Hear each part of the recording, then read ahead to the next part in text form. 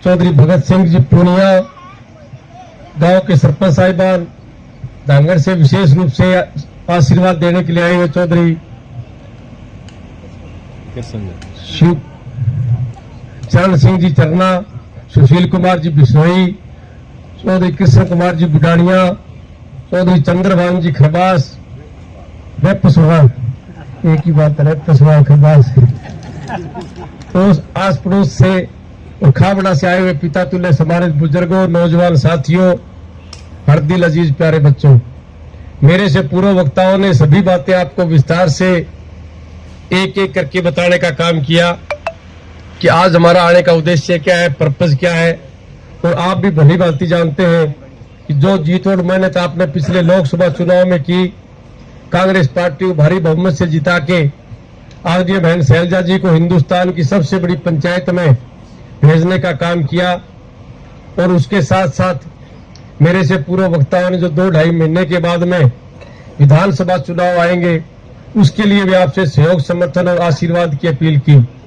मैं भी सभी ग्रामवासियों का, जो पिछले चुनाव में आप लोगों ने दकियानूसी विचारों से ऊपर उठ के आने वाली पीढ़ी के उज्जवल भविष्य के लिए, हरियाणा प्रदेश के उज्जवल भविष्य के लिए, अपनी नस्ल और फसल को बचाने के लिए, बाबा साहब भीमराव अम्बेडकर का संविधान बचाने के लिए हम जो लोकसभा चुनाव में आपके समक्ष हाजिर हुए थे, जो बातें हमने कही, आप सभी साथियों ने उन बातों को ऊपर मोहर लगाते हुए कांग्रेस पार्टी को अपने गांव से 1150 के लगभग भारी बहुमत से जिता के जो लोकसभा में अपना प्रतिनिधि भेजा, उसके लिए हम सभी साथी आपका बारंबार धन्यवाद करते हैं, आभार व्यक्त करते हैं। और जिस तरह से मेरे से पूर्व वक्ताओं ने बहुत जोर लगाया कि आने वाले विधानसभा चुनाव में आप तन मन धन से साथ देना, फ्रेंड सर्कल के पास जाना, रिश्तेदारी में जाना।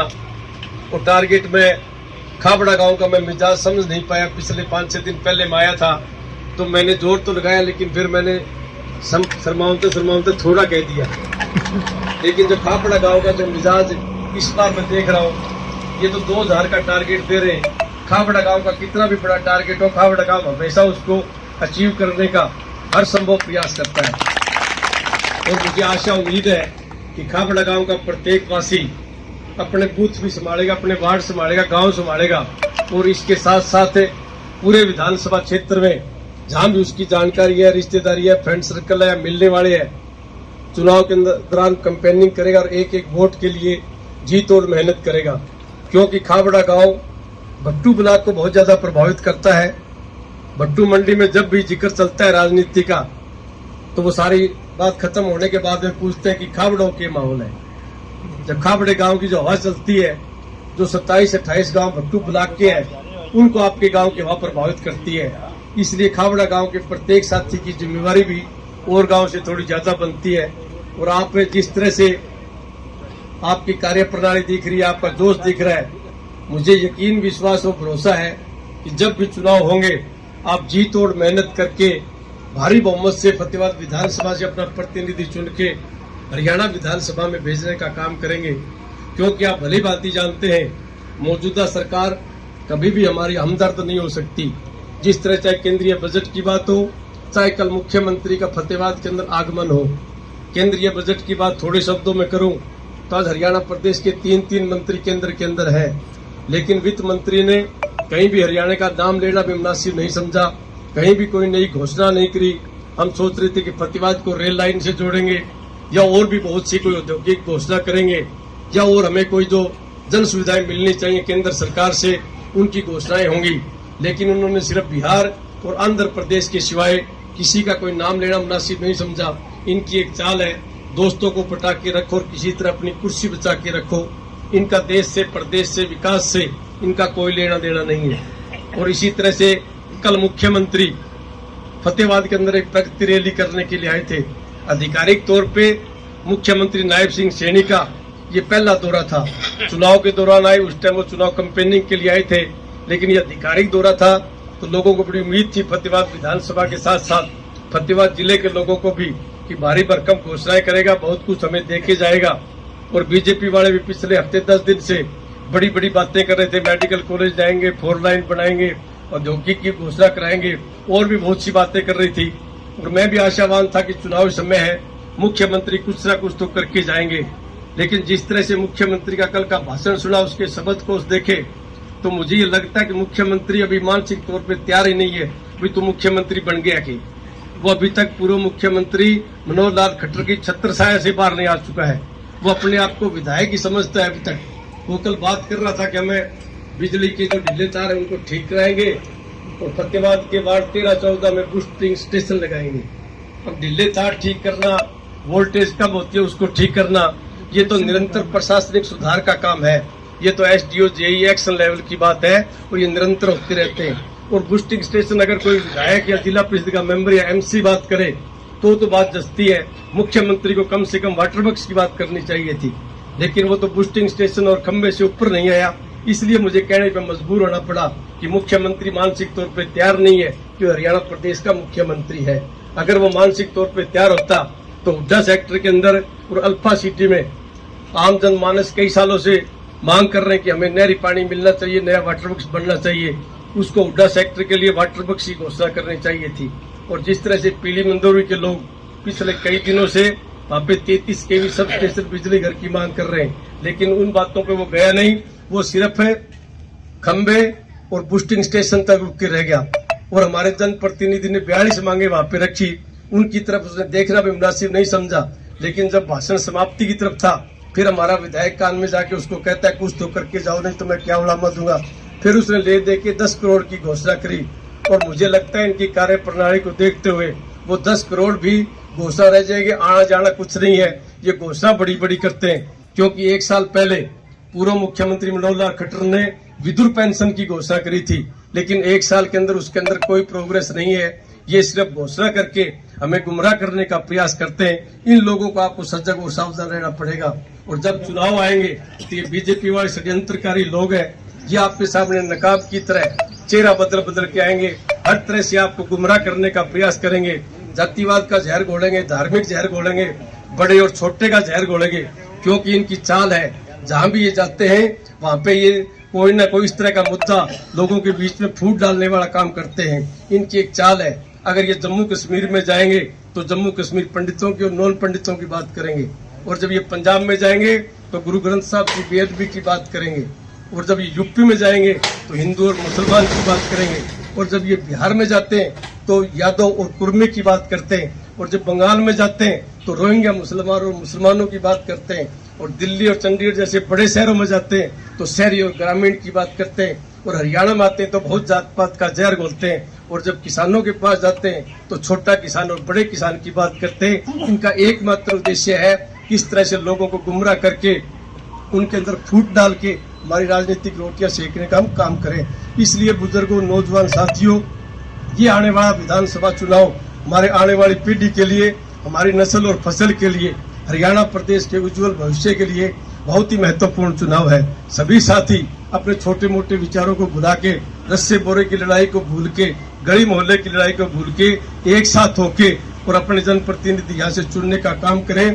क्योंकि जिस तरह से जनप्रतिनिधि आपका अपना यहाँ से जाएगा तो वो आपकी बातों को बखूबी समझ सकेगा।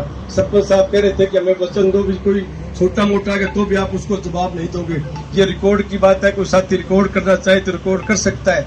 मैं आपसे ये वादा करता हूँ कि खाबड़ा गांव से किसी को मेरे पास मध्यस्थी की लाने की जरूरत नहीं है, किसी मीडिएटर को लाने की जरूरत नहीं है। अगर मैं नाम भूल जाऊं तो वो आके ये कह सकता है कि मैं खाबड़ा गांव का हूं और फलाना मेरा काम है, उसके बाद में मेरा काम है, मैं उसके पैर के लिए पग जुत्ती नहीं डालूंगा। ये बात आप रिकॉर्ड कर लो, और 2-2.5 महीने बाद में अगर मैं कोई नालायकी करूं, मैं कोई गुस्ताखी करूं, तो आप मुझे ये बात सुना सकते हो। और बुजुर्गों, नौजवान साथियों, पिछले जो मेरा टेन्योर था 2014 से 19, हो सकता है उसके अंदर कुछ गलती रह गई हो, कुछ काम ना कर पाए हो।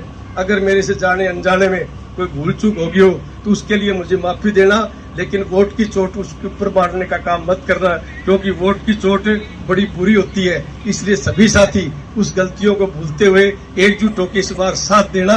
और जो ढाणियों के अंदर जो समस्याएं हैं, मैं भी सोचता हूँ कि आज भट्टू ब्लॉक के अंदर 40% लोग ढाणियों में रहते हैं, 60% लोग गांव में रहते हैं। और ढाणी के अंदर 3 सुविधाएं होनी चाहिए। ढाणी का रास्ता पक्का होना चाहिए, ढाणी के अंदर बिजली होनी चाहिए, और नहरी पानी वाटर वर्क्स की सप्लाई होनी चाहिए।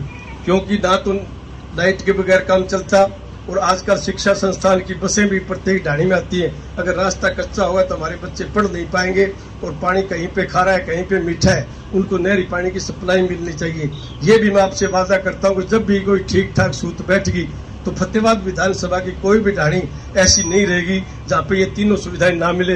मैं हर संभव प्रयास करूंगा ये तीनों सुविधाएं तो प्रत्येक ढाणी को मिलनी चाहिए। और आपके गांव की जो सेम की समस्या है उसको मैंने पहले भी पुरजोर तरीके से उठाने का काम किया था, चाहे कोई विधानसभा के पटल की बात हो, चाहे कोई दूसरी जगह हो, लेकिन उसके अंदर कहीं ना कहीं तरक्की भी हुई थी, उसके अंदर एस्टीमेट भी बने थे, लेकिन वो कुछ कागजी कार्रवाई की वजह से पेंडिंग रह गए।